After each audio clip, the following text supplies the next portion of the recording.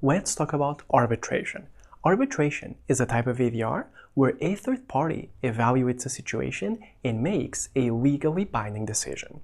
Unlike negotiation and mediation, which are termed consensual because both parties reach a consensus, arbitration is considered adversarial because both parties are in adversary positions. In other words, they can't reach a compromise among themselves, so somebody else has to step in and do it.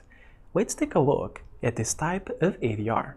Arbitration is a type of alternative dispute resolution where a neutral third party acts as a private judge for the situation, imposing a resolution for it that is legally binding.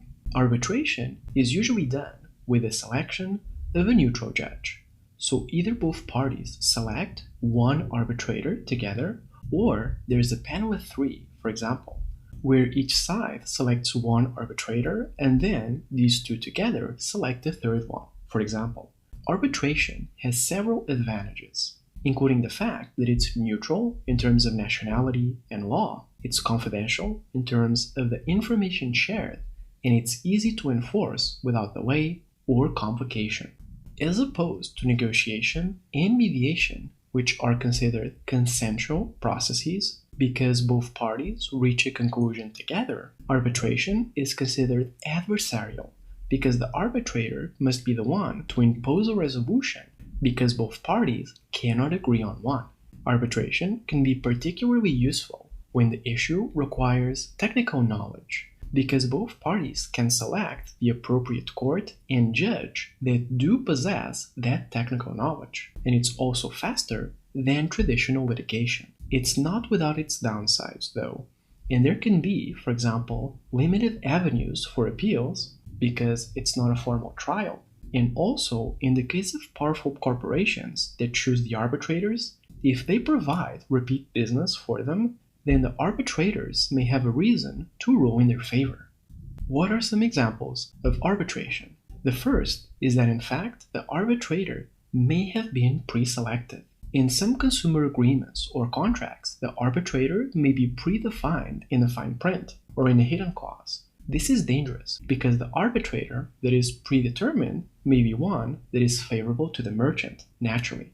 Another example are technical courts. Arbitration is useful because for highly technical issues, both parties can select a specific court and arbitrator that can properly evaluate the situation. And finally, arbitration can have a variable duration.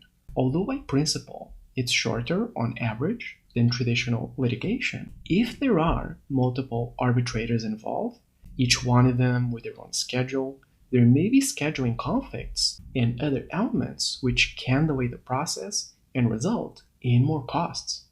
What are our key takeaways here? The first is that arbitration consists of a third party deciding. Either one arbitrator or a panel of them decides on a resolution to a dispute that is legally binding and enforceable. Second, it's neutral and confidential, at least in most cases.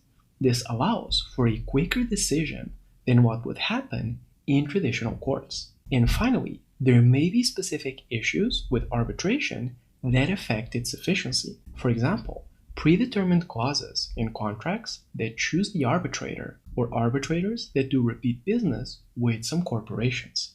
So as we see, arbitration is a powerful type of dispute resolution, especially for technical problems because the court and the arbitrator can be selected, but there can still be biased situations.